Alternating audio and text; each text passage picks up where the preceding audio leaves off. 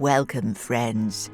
You have summoned me to show you around these walls which have seen many changes, which I, the spirit of Chillington Manor, have watched for centuries. The history of my manor stretches back over 700 years. Today the buildings contain wonderful objects and are called Maidstone Museum. I do enjoy having the museum people here, but it was not always thus. Together we will unravel the story of these walls.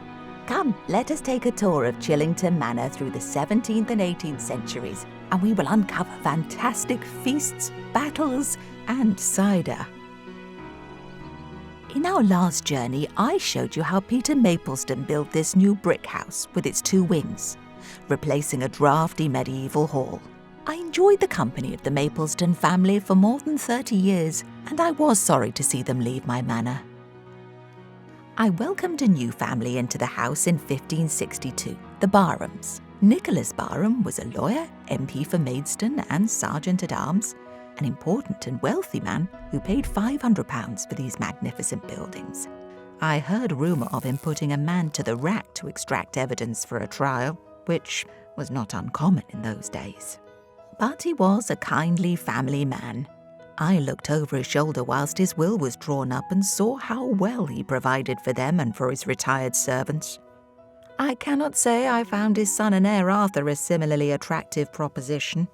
His inability to manage the estate's affairs and love of the good life meant I observed him getting ever deeper into debt, even selling his musical instruments and pawning the fine tapestries.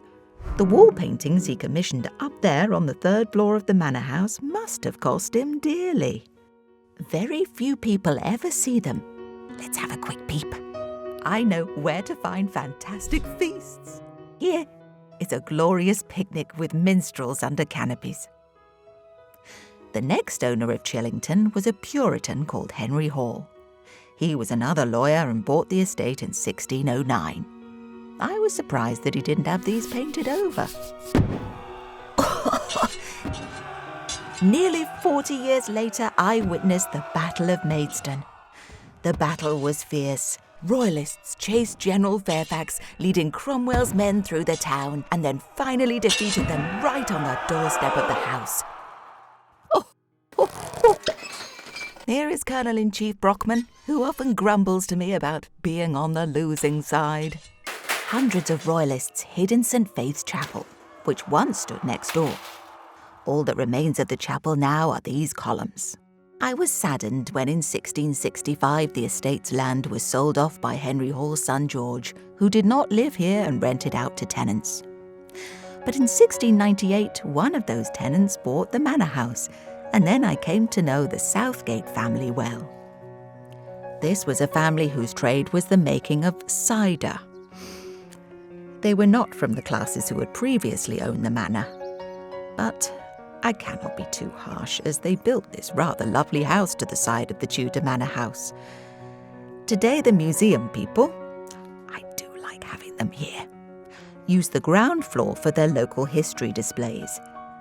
This floor contains the Kent Archaeological Society. And the top floor is far too messy to show you, as it's the staff offices. Come.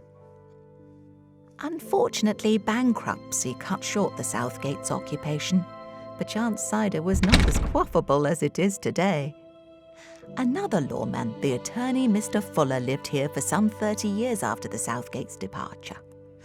But when the last of his family died, my manor's slow decline began, and in 1786 the house lay empty for a year. I was saddened to be alone for the first time in more than 500 years. 'Twas not its finest hour. But my solitude was soon broken. In truth, I began to wish for a return of peace, as the house was divided up and rented out to tenants by a succession of owners. At times there were 6 different families here, all living in different parts of the house. And then the Charles family bought Chillington at the start of the 19th century, and respectability returned. They occupied this half of the house, and the other half was let to gentlemen. William Charles's main profession was as a doctor, and he built his surgery into the front of the manor house. However, his noble calling was rather overshadowed by the blanket cleaning and felting factory that he also ran here. Steam and fluff and noise. But at least it was contained within the old medieval house at the end of the long gallery.